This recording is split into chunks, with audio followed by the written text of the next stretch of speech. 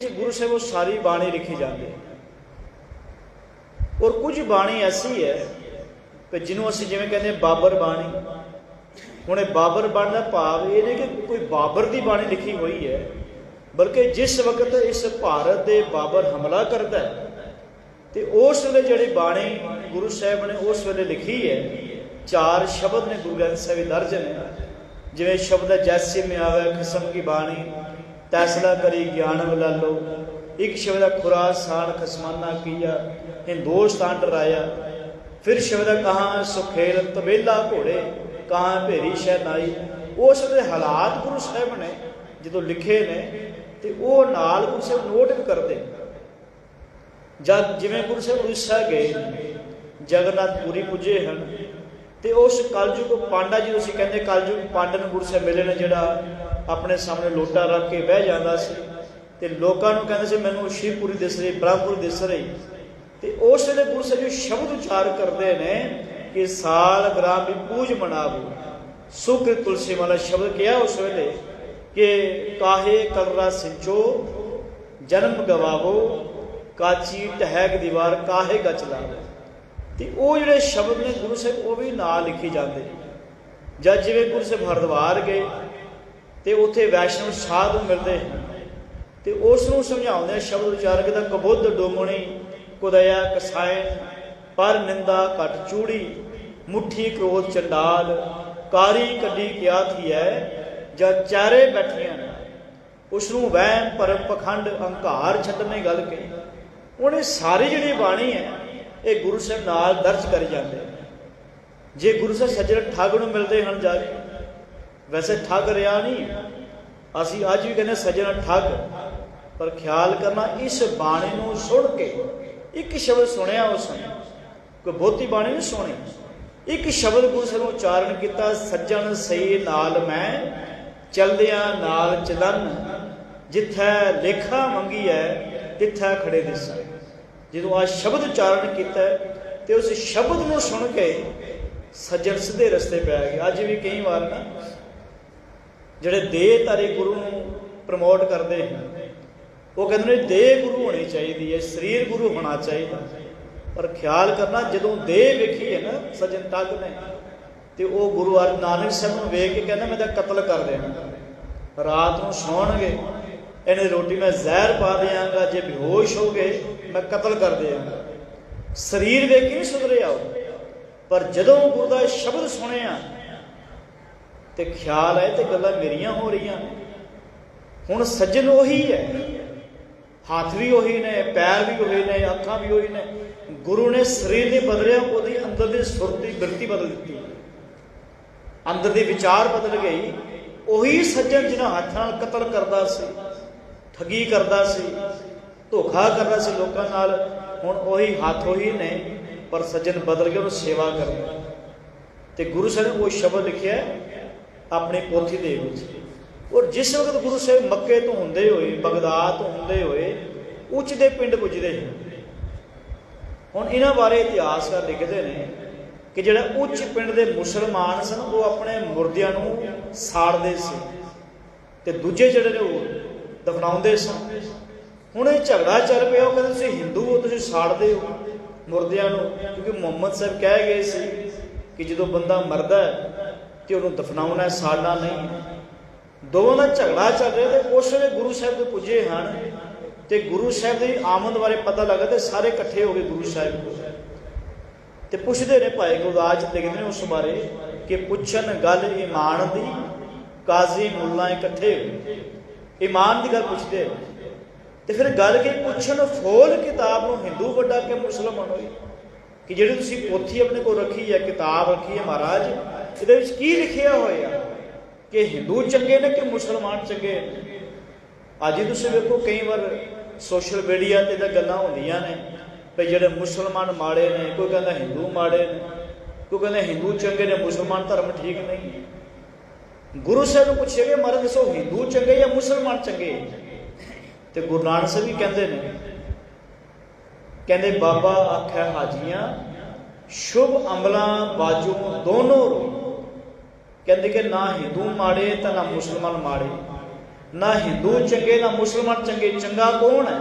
ਜਿਹਦੇ ਕਰਮ ਚੰਗੇ, ਜਿਹਦੇ ਅਮਲ ਚੰਗੇ ਨੇ। ਇੱਥੇ ਮਜ਼ਹਬ ਦੀ ਗੱਲ ਨੇ ਕਿ ਹਿੰਦੂ ਚੰਗੇ ਨੇ ਮੁਸਲਮਾਨ ਮਾੜੇ ਨੇ, ਜਾਂ ਮੁਸਲਮਾਨ ਚੰਗੇ ਹਿੰਦੂ ਮਾੜੇ। ਜਿਸ ਬੰਦੇ ਦੇ ਕਰਮ ਚੰਗੇ ਨੇ ਉਹ ਚੰਗਾ ਹੈ। ਗੱਲ ਹੈ ਇਮਾਨ ਦੀ, ਜਿਸ ਬਾਰੇ ਆਪਾਂ ਪੜ੍ਹਦੇ ਹਾਂ ਵੀ ਕਰਮੀ ਕਰਮੀ ਹੋਏ ਵਿਚਾਰ। ਰੱਬ ਦੀ ਦਰਗਾਹ ਵਿੱਚ ਇਹ ਨਹੀਂ ਵੇਖਿਆ ਜਾਣਾ ਕਿ ਤੂੰ ਮੁਸਲਮਾਨ ਹੈ, ਤੂੰ ਹਿੰਦੂ ਹੈ, ਤੂੰ ਸਿੱਖ ਹੈ, ਤੂੰ ਈਸਾਈ ਹੈ, ਕਿਹੜੇ ਮਜ਼ਹਬ ਤਾਲੁਕ ਰੱਖਦਾ ਹੈ। ਉੱਥੇ ਵੇਖ ਲੈਣੇ ਕਰਮ ਤੇਰੇ ਕਿਹੋ ਜਿਹੇ। ਤੇ ਖਿਆਲ ਕਰਨਾ ਇਹ ਵਿਚਾਰ ਅੱਜ ਸਾਡੇ ਤੇ ਵੀ ਲਾਗੂ ਹੁੰਦੇ। ਮਤਾਂ ਇਹ ਸਮਝਣਾ ਕਿ ਮੈਂ ਪਹਿਰਾਵਾ ਪਹਿਨ ਲਿਆ ਸਿੱਖਾਂ ਵਾਲਾ ਤੇ ਬਸ ਪ੍ਰਵਾਨ ਹੋ ਗਿਆ। ਇਹ ਹੁਕਮ ਸਾਡੇ ਤੇ ਵੀ ਲਾਗੂ ਹੁੰਦਾ ਹੈ ਕਿ ਜੇਕਰ ਸਾਡੇ ਕਰਮ ਚੰਗੇ ਨਹੀਂ, ਜੇ ਸਾਡੇ ਅਮਲ ਚੰਗੇ ਨਹੀਂ, ਤੇ ਬਾਹਰੋਂ ਜਿਹੜਾ ਪਹਿਰਾਵਾ ਸਿੱਖੀ ਵਾਲਾ ਧਾਰਨ ਕਰ ਲਈਏ, ਗੁਰੂ ਦੀ ਪ੍ਰਸੰਨਤਾ ਨਹੀਂ ਲੈ ਸਕਦੇ। ਕਦੇ ਗੁਰੂ ਪ੍ਰਸੰਨ ਨਹੀਂ ਹੋਵੇਗਾ, ਕਿਉਂਕਿ ਗੁਰੂ ਨੇ ਸਾਡੇ ਕਰਮ ਵੇਖਣੇ ਨੇ। ਤੇ ਧੰਨ ਗੁਰੂ ਨਾਨਕ ਸਾਹਿਬ ਮਹਾਰਾਜ ਜਦੋਂ ਆਪਣੇ ਤੋਂ ਬਾਅਦ ਭਾਈ ਲਹਿਣਾ ਜੀ ਨੂੰ ਗੁਰੂ ਅੰਗਦ ਸਾਹਿਬ ਬਣਾਇਆ, ਤੇ ਗੁਰੂ ਅੰਗਦ ਸਾਹਿਬ ਜੀ ਨੂੰ ਗੁਰਗੱਦੀ ਬਖਸ਼ਦੇ ਹਨ। ਤੇ ਉਹ ਜੋ ਬਾਣੀ ਸੀ, ਤਿਤ ਮਹਿਲ ਜੋ ਸ਼ਬਦ ਹੋਵਾ, ਸੋ ਪੋਥੀ ਗੁਰੂ ਅੰਗਦ ਜੋਗ ਮਿਲੀ। ਉਹ ਗੁਰੂ ਸਾਹਿਬ ਪੋਥੀ ਵੀ ਨਾਲ ਦੇ ਦਿੰਦੇ। ਗੁਰੂ ਅੰਗਦ ਸਾਹਿਬ ਜੀ ਨੇ 63 ਸ਼ਲੋਕ ਉਚਾਰਨ ਕੀਤੇ। ਤੇ ਆਪਣੇ ਤੋਂ ਬਾਅਦ ਜਦੋਂ ਬਾਬਾ ਅਮਰਦਾਸ ਜੀ ਨੂੰ ਗੁਰਗੱਦੀ ਬਖਸ਼ਦੇ ਹਨ, ਉਹ ਸਾਰੀ ਗੁਰੂ ਨਾਨਕ ਸਾਹਿਬ ਦੀ ਬਾਣੀ, ਭਗਤਾਂ ਦੀ ਬਾਣੀ, ਆਪਣੀ ਬਾਣੀ ਸਾਰੀ ਗੁਰੂ ਅਮਰਦਾਸ ਜੀ ਨੂੰ ਦਿੰਦੇ। ਗੁਰੂ ਅਮਰਦਾਸ ਮਹਾਰਾਜ ਜਦੋਂ ਭਾਈ ਜੇਠਾ ਜੀ ਨੂੰ ਗੁਰਗੱਦੀ ਬਖਸ਼ੀ, ਗੁਰੂ ਰਾਮਦਾਸ ਬਣੇ। ਤੇ ਆਪਣੀ ਸਾਰੀ ਬਾਣੀ ਦੇ ਪਹਿਲੇ ਗੁਰੂ ਸਾਹਿਬਾਨ ਦੀ ਬਾਣੀ ਗੁਰੂ ਰਾਮਦਾਸ ਨੂੰ ਦਿੱਤੀ। ਗੁਰੂ ਰਾਮਦਾਸ ਨੇ 30 ਰਾਗਾਂ ਵਿੱਚ ਬਾਣੀ ਉਚਾਰਨ ਕੀਤੀ। ਤੇ ਆਪਣੇ ਤੋਂ ਬਾਅਦ ਜਦੋਂ ਗੁਰੂ ਅਰਜਨ ਸਾਹਿਬ ਨੂੰ ਗੁਰਬਾਣੀ ਦਿੱਤੀ ਹੈ, ਗੁਰਗੱਦੀ ਬਖਸ਼ੀ, ਇਹ ਗੁਰਬਾਣੀ ਵੀ ਨਾਲ ਦਿੱਤੀ। ਇਹ ਬੜੀ ਸੰਭਾਲ ਕੇ ਰੱਖਣ ਵਾਲੀ ਚੀਜ਼ ਸੀ। ਹੁਣ ਗੁਰੂ ਅਰਜਨ ਸਾਹਿਬ ਵੇਲੇ ਗੁਰੂ ਸਾਹਿਬ ਨੇ ਵੇਖਿਆ ਕਿ ਪ੍ਰਿਥੀ ਚੰਦ ਜਿਹੜਾ ਹੈ, ਉਹਦਾ ਪੁੱਤਰ ਜਿਹੜਾ ਹੈ ਮਿਹਰਬਾਨ, ਇਹ ਸਿੱਖ ਸੰਗਤਾਂ ਵਿੱਚ ਭੁਲੇਖੇ ਪਾਉਣ ਵਾਸਤੇ ਗੁਰੂ ਨਾਨਕ ਸਾਹਿਬ ਦਾ ਨਾਮ ਵਰਤੇ ਕੱਚੀ ਬਾਣੀ ਲਿਖ ਰਹੇ ਹੈ। ਅੱਜ ਹੀ ਤੁਸੀਂ ਵੇਖੋ ਜਿਹੜੇ ਵੀਰ ਗੱਡੀਆਂ 'ਚ ਟਰੱਕ ਚਲਾਉਂਦੇ ਨੇ ਨਾ, ਤੇ ਟਰੱਕਾਂ ਉੱਪਰ ਲਿਖਿਆ ਹੁੰਦਾ ਨਾਮ ਖੁਮਾਰੀ ਨਾਨਕਾ ਚੜੀ ਰਹਿ ਦਿਨ ਰਾਤ। ਤੇ ਆਪਾਂ ਸੋਚਦੇ ਹਾਂ ਨਾਮ ਖੁਮਾਰੀ ਨਾਨਕਾ ਲਿਖਿਆ ਮਤਲਬ ਨਾਨਕ ਦੀ ਬਾਣੀ, ਪਰ ਇਹ ਨਾਨਕ ਦੀ ਬਾਣੀ ਨਹੀਂ। ਇਹ ਕਿਹਦੀ ਬਾਣੀ ਸੀ? ਇਹ ਮਿਹਰਬਾਨ ਦੀ ਬਾਣੀ ਸੀ, ਜਿਹੜੀ ਨਾਲ ਉਹ ਨਾਨਕ ਸ਼ਬਦ ਵਰਤ ਕੇ ਸਿੱਖਾਂ ਨੂੰ ਭੁਲੇਖੇ ਪਾ ਰਿਹਾ ਸੀ। ਇੱਕ ਪੜ੍ਹਦੇ ਆ ਨਾ ਬਈ, ਨਾਨਕ ਦੁਖੀਆ ਸਭ ਸੰਸਾਰ ਸੋ ਸੁਖੀਆ ਜਿਸ ਨਾਮ ਉਹਦਾ, ਏਦਾਂ ਪੜ੍ਹਦੇ ਨੇ। ਜਾਂ ਕਾਰਡਾਂ ਉੱਪਰ ਤੁਸੀਂ ਲਿਖੋਗੇ ਕਈ ਪੰਕਤੀਆਂ ਸੇ ਲਿਖੀਆਂ ਹੁੰਦੀਆਂ, ਆਪਾਂ ਸੋਚਦੇ ਹਾਂ ਇਹ ਗੁਰਬਾਣੀ ਹੈ, ਪਰ ਗੁਰਬਾਣੀ ਨਹੀਂ, ਇਹ ਕੱਚੀਆਂ ਬਾਣੀਆਂ ਮਿਹਰਬਾਨ ਲਿਖ ਰਿਹਾ ਸੀ। ਤੇ ਗੁਰੂ ਸਾਹਿਬ ਨੇ ਇਸ ਕਰਕੇ ਸਾਰੀ ਜੋ ਗੁਰਬਾਣੀ ਸੀ ਉਹਨੂੰ ਇੱਕ ਜਿਲਦ ਵਿੱਚ, ਇੱਕ ਬੀੜ ਦਾ ਗ੍ਰੰਥ ਰੂਪ ਦੇਣ ਵਾਸਤੇ ਭਾਈ ਗੁਰਦਾਸ ਜੀ ਡਿਊਟੀ ਲਗਾਈ। ਔਰ ਭਾਈ ਗੁਰਦਾਸ ਜੀ ਉਸ ਵੇਲੇ ਸਭ ਤੋਂ ਵੱਡੇ ਵਿਦਵਾਨ, ਰਾਮਸਰ ਸਰੋਵਰ ਦੇ ਕੰਢੇ ਇਹਨਾਂ ਨੇ ਬੀੜ ਲਿਖਣੀ ਸ਼ੁਰੂ ਕੀਤੀ। ਹੁਣ ਇੱਥੇ ਕਈ ਭੁਲੇਖਾ ਪਾ ਦਿੰਦੇ ਨੇ ਵੀ ਜਦੋਂ ਬੀੜ ਲਿਖਣੀ ਸ਼ੁਰੂ ਕੀਤੀ, ਕੁਝ ਪੋਥੀਆਂ ਜਿਹੜੀਆਂ ਮੋਹਨ ਜੀ ਕੋਲ ਸਨ, ਬਾਬਾ ਮੋਹਨ ਜੀ ਜਿਹੜੇ ਗੁਰੂ ਅਮਰਦਾਸ ਦੇ ਸਪੁੱਤਰ ਨੇ, ਤੇ ਕਈ ਇਹ ਭੁਲੇਖਾ ਕਹਿੰਦੇ ਨੇ ਵੀ ਗੁਰੂ ਸਾਹਿਬ ਉਹਦੇ ਕੋਲ ਗਏ ਤੇ ਫਿਰ ਸ਼ਬਦ ਉਚਾਰਨ ਦਾ ਮੋਹਨ ਤੇਰੇ ਉੱਚੇ ਮੰਦਰ ਮਹਿਲ ਪਾਇਆ। ਨਹੀਂ, ਇਹ ਗੱਲ ਦਾ ਖਿਆਲ ਕਰਨਾ ਕਿ ਗੁਰਬਾਣੀ ਦੇ ਵਿੱਚ ਕਿਸੇ ਬੰਦੇ ਦੀ ਤਾਰੀਫ ਨਹੀਂ ਲਿਖੀ ਹੋਈ, ਕਿਸੇ ਬੰਦੇ ਦੀ ਸਿਫਤਾਂ ਲਿਖੀਆਂ ਹੋਈਆਂ। ਮੋਹਨ ਤੇਰੇ ਉੱਚੇ ਮੰਦਰ ਗੁਰੂ ਅਰਜਨ ਸਾਹਿਬ ਸ਼ਬਦ ਲਿਖਿਆ। ਤੇ ਪ੍ਰੋਫੈਸਰ ਸਾਹਿਬ ਸਿੰਘ ਜੋ ਅਰਥ ਕਰਦੇ ਨੇ, ਉੱਥੇ ਮੋਹਨ ਭਾਵ ਮਨ ਨੂੰ ਮੋਹਨ ਵਾਲਾ ਅਕਾਲ ਪੁਰਖ ਵਾਹਿਗੁਰੂ, ਉੱਥੇ ਪਰਮਾਤਮਾ ਦੀ ਗੱਲ ਹੈ। ਔਰ ਪੋਥੀਆਂ ਸਾਰੀ ਜਿਹੜੀ ਬਾਣੀ ਸੀ ਗੁਰੂ ਅਰਜਨ ਸਾਹਿਬ ਕੋਲ ਪਹਿਲਾਂ ਹੀ ਸੀ, ਕਿਤੇ ਮੋਹਨ ਜੀ ਕੋਲ ਹੀ ਪੋਥੀਆਂ ਰਹਿ ਗਈਆਂ। ਪਰ ਕਈ ਵਾਰ ਅਸੀਂ ਸ਼ਬਦ ਜਦੋਂ ਪੜ੍ਹਦੇ ਹਾਂ ਤੇ ਨਾਲ ਕਹਾਣੀਆਂ ਲਾ ਦਿੰਦੇ, ਉਹ ਕਹਾਣੀਆਂ ਵਿੱਚ ਚੱਲ ਪੈਂਦੀਆਂ। ਤੇ ਗੁਰੂ ਸਾਹਿਬ ਨੇ ਸਾਰੀ ਬਾਣੀ ਲਿਖਣੀ ਆਰੰਭ ਕੀਤੀ।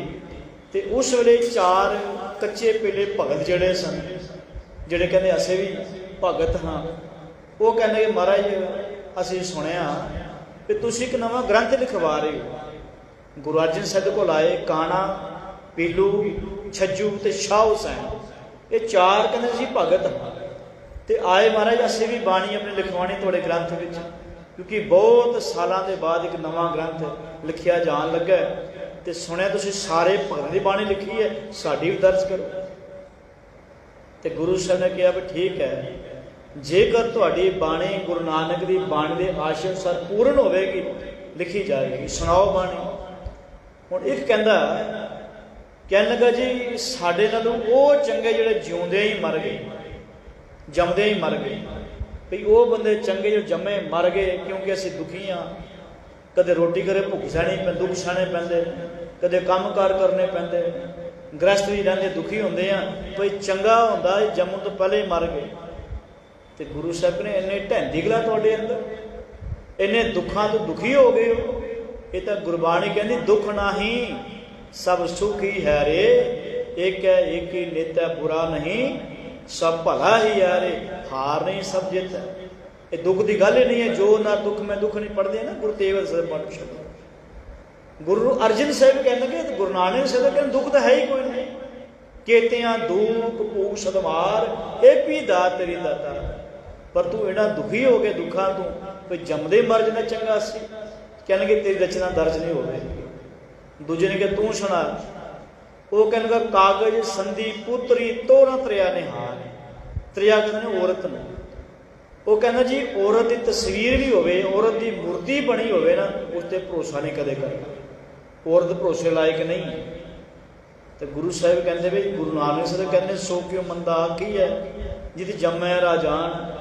ਪਰ ਤੇਰੀ ਰਚਨਾ ਔਰਤ ਨੂੰ ਨਫ਼ਰਤ ਕਰ। ਜਿਸ ਔਰਤ ਨੇ ਤੈਨੂੰ ਜਨਮ ਦਿੱਤਾ ਹੈ, ਜਿਸ ਔਰਤ ਨੇ ਤੇਰਾ ਸੰਸਾਰ ਵਿੱਚ ਆਉਣਾ ਹੋਇਆ, ਉਸ ਮਾਂ ਨਾਲ ਇੰਨੀ ਨਫ਼ਰਤ ਕਰਦਾ, ਤੇਰੀ ਰਚਨਾ ਦਰਜ ਨਹੀਂ ਹੋਵੇਗੀ। ਹੁਣ ਤੀਜਾ ਆਇਆ, ਉਹ ਕਹਿੰਦਾ ਉਹੀ ਰੇ ਮੈਂ ਉਹੀ ਰੇ ਜਾ ਕੋ ਬ੍ਰਹਮਾ ਮਹੇਸ਼ਰ ਪੂਜਾ। ਵੀ ਮੈਂ ਉਹੀ ਸਭ ਤੋਂ ਵੱਡਾ ਸਾਧੂ ਮਹਾਤਮਾ ਜਿਹਨੂੰ ਬ੍ਰਹਮਾ ਵੀ ਲੱਭਦਾ ਫਿਰਦਾ, ਮਹੇਸ਼ਰ ਵੀ ਲੱਭਦਾ ਫਿਰਦਾ। ਸਾਹਿਬ ਨੇ ਇੰਨਾ ਹੰਕਾਰ ਤੇਰੇ ਵਿੱਚ ਕਿ ਐਡਾ ਵੱਡਾ ਭਗਤ ਹੈ। ਇੱਥੇ ਗੁਰੂ ਨਾਨਕ ਸਾਹਿਬ ਕਹਿੰਦੇ ਨਾਨਕ ਨੀਚ ਕਹੈ ਵਿਚਾਰ ਵਾਰੇ ਨਾ ਜਾਵਾਂ। ਇੱਥੇ ਤਾਂ ਨਿਮਰਤਾ ਦੀ ਗੱਲ ਹੈ। ਇਹ ਤਾਂ ਨੀਚਾਂ ਅੰਦਰ ਨੀਚ ਜ਼ਾਤ, ਨੀਚ ਹਿੰਮਤ, ਨੀਚ ਦੀ ਗੱਲ ਆਉਂਦੀ ਹੈ। ਇੱਥੇ ਹੰਕਾਰ ਇਹ ਦਰਜ ਨਹੀਂ ਹੋਵੇਗੀ। ਹੁਣ ਚੌਥੇ ਨੇ ਕਿ ਤੂੰ ਸੁਣਾ ਦੇ ਭਾਈ। ਹੁਣ ਚੌਥੇ ਨੇ ਵੇਖਿਆ ਜਿਨ੍ਹਾਂ ਪਹਿਲਾਂ ਤਿੰਨਾਂ ਨੇ ਸੁਣਾਇਆ ਇੱਕ ਹੀ ਦਰਜ ਹੋ ਗਈ ਤੇ ਮੇਰੀ ਦਰਜ ਹੋ ਗਈ। ਉਹਨੇ ਮੈਨੂੰ ਲੱਗਦਾ ਉੱਥੇ ਬੈਠੇ ਬੈਠੇ ਰਚਨਾ ਲਿਖੀ। ਕਹਿਣ ਲੱਗਾ ਚੁੱਪ ਵੇ ਅੜਿਆ, ਚੁੱਪ ਵੇ ਅੜਿਆ, ਬੋਲਣ ਦੀ ਨਹੀਂ ਜਾ ਵੇ ਅੜਿਆ। ਵੀ ਤੂੰ ਚੁੱਪ ਕਰ ਜਾ, ਬੋਲਣ ਦਾ ਫਾਇਦਾ ਹੀ ਕੋਈ ਨਹੀਂ। ਔਰ ਚਾਰਾਂ ਦੀ ਉਹ ਜੋ ਰਚਨਾ ਸੀ ਗੁਰੂ ਨੇ ਰੱਦ ਕਰ ਦਿੱਤੀ। ਆਪਾਂ ਕਈ ਵਾਰ ਨਾ ਕਥਾ ਕਰਦੇ ਹਾਂ, ਪ੍ਰਚਾਰਕ ਵੀ ਕਿਵੇਂ ਕਹਿ ਦਿੰਦੇ ਨੇ ਕਿ ਗੁਰੂ ਸਾਹਿਬ ਨੇ ਵੇਖੋ ਸਾਰੇ ਧਰਮਾਂ ਦੇ ਭਗਤਾਂ ਨੂੰ ਇੱਥੇ ਦਰਜ ਕੀਤਾ। ਇੱਥੇ ਚੂੜੇ ਦੀ ਬਾਣੀ ਹੈ, ਇੱਥੇ ਫਲਾਣੇ ਦੀ ਬਾਣੀ ਨਹੀਂ। ਬਾਣੀ ਨਿਰੰਕਾਰ ਦੀ ਸੀ। ਜਿਹੜੇ ਉਹ ਭਗਤ ਨੇ ਉਹਦੇ ਕੋਈ ਜ਼ਾਤ ਪਾਤ ਨਹੀਂ। ਇੱਥੇ ਕਿਹਾ ਜਾਨੋ ਜੋਤ ਪੁੱਛੋ ਜ਼ਾਤੀ ਅੱਗੇ ਜ਼ਾਤ ਨਹੀਂ। ਇੱਥੇ ਜ਼ਾਤਾਂ ਦੀ ਗੱਲ ਤਾਂ ਖਤਮ ਹੋ ਗਈ। ਭਗਤ ਸਾਹਿਬ ਤਾਂ ਜਾਤਾਂ ਜੀ ਬਾਹਰ ਨਿਕਲ ਚੁੱਕੇ ਨੇ। ਪਰ ਅਸੀਂ ਫਿਰ ਕਹਿੰਦੇ ਇੱਥੇ ਮੁਸਲਮਾਨ ਦੀ ਬਾਣੀ ਹੈ ਜੀ, ਫਲਾਣੇ ਦੀ ਬਾਣੀ ਹੈ। ਬਾਣੀ ਨਿਰੰਕਾਰ ਦੀ ਸੀ। ਹਾਂ, ਜਿਸ ਸਰੀਰ ਰਾਹੀਂ ਉਚਾਰਨ ਕੀਤੀ ਗਈ ਉਹਦਾ ਕੋਈ ਮਤ ਵੱਖਰਾ ਹੋ ਸਕਦਾ ਹੈ, ਪਰ ਜਿਹੜੀ ਬਾਣੀ ਹੈ ਉਹ ਇੱਕ ਸਾਰਤਾ ਸਾਰੀ ਵਿੱਚ। ਤੇ ਜਦੋਂ ਸਾਰੀ ਬਾਣੀ ਲਿਖੀ ਗਈ 30 ਰਾਗਾਂ ਵਿੱਚ ਬਾਣੀ ਲਿਖੀ ਗਈ, ਕਿਉਂਕਿ ਬਾਅਦ ਵਿੱਚ ਗੁਰੂ ਤੇਗ ਬਹਾਦਰ ਦੀ ਬਾਣੀ ਇੱਕ ਦਰਜ ਹੋਈ ਤੇ ਇੱਕ ਰਾਗ ਜੈਜਾਵੰਤੀ ਗੁਰੂ ਤੇਗ ਬਹਾਦਰ ਸਾਹਿਬ ਨੇ ਉਚਾਰਨ ਕੀਤਾ। ਬਾਕੀ ਬਾਣੀ 30 ਰਾਗਾਂ ਵਿੱਚ। ਔਰ 5 ਗੁਰੂ ਸਾਹਿਬਾਨ, 11 ਭੱਟਾਂ ਦੀ, 15 ਭਗਤ, 3 ਗੁਰਸਿੱਖ, ਭਾਈ ਸੱਤਾ ਬਲਵਾਨ ਗੁਰੂ ਘਰ ਦੇ ਰਾਗੀ ਹੋਏ ਨੇ, ਤੇ ਬਾਬਾ ਸੁੰਦਰ ਜੀ ਦੀ 7 ਬਾਣੀ। ਇਹ ਸਾਰੀ ਬਾਣੀ ਜੋ ਦਰਜ ਕੀਤੀ ਗਈ, ਪੂਰਾ ਗੁਰੂ ਗ੍ਰੰਥ ਸਾਹਿਬ ਲਿਖਿਆ ਗਿਆ 1604 ਵਿੱਚ। ਜਦੋਂ ਪੂਰੀ ਭੀੜ ਤਿਆਰ ਹੋ ਗਈ ਤੇ ਫਿਰ ਪੁੱਛਦੇ ਨੇ ਸਿੱਖ, ਬਾਬਾ ਬੁੱਢਾ ਜੀ ਪੁੱਛਦੇ ਨੇ, ਭਾਈ ਗੁਰਦਾਸ ਜੀ ਕਹਿੰਦੇ ਨੇ ਮਹਾਰਾਜ ਪ੍ਰਕਾਸ਼ ਕਿੱਥੇ ਕਰਨਾ? ਸਾਹਿਬ ਨੇ ਹਰਮੰਦਰ ਸਾਹਿਬ ਦੇ ਅੰਦਰ। ਬਾਬਾ ਬੁੱਢਾ ਜੀ ਨੇ ਤੁਸੀਂ ਮਹਾਰਾਜ ਸਰੂਪ ਸਿਰ ਤੇ ਚੁੱਕੋ। ਬਾਬਾ ਬੁੱਢਾ ਜੀ ਨੇ ਸਿਰ ਤੇ ਸਰੂਪ ਚੁੱਕਿਆ ਤੇ ਗੁਰੂ ਅਰਜਨ ਸਾਹਿਬ ਚੌਰ ਕਰ ਰਹੇ ਨੇ ਤੇ ਚੌਰ ਕਰਦੇ ਹਰਮੰਦਰ ਸਾਹਿਬ ਦੇ ਅੰਦਰ ਆਏ।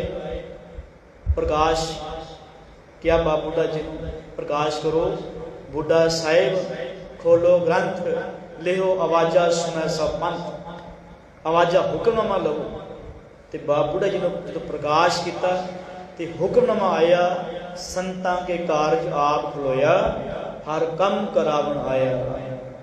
ਹੁਣ ਸਾਰਾ ਦਿਨ ਸੰਤਾਂ ਦਰਸ਼ਨ ਕਰਨਾ ਆਉਂਦੀ ਹੈ, ਸਾਰਾ ਦਿਨ। ਜਦੋਂ ਸ਼ਾਮ ਹੋਈ, ਰਾਤ ਪਈ, ਤੇ ਬਾਬਾ ਬੁੱਢਾ ਜੀ ਕਹਿੰਦੇ ਮਹਾਰਾਜ ਸੁਖਾਸਨ ਕਿੱਥੇ ਕਰਨਾ ਹੈ? ਕਿ ਮਹਾਰਾਜ ਨੂੰ ਰਾਤ ਨੂੰ ਕਿੱਥੇ ਵਿਸ਼ਰਾਮ ਕਰਨਾ?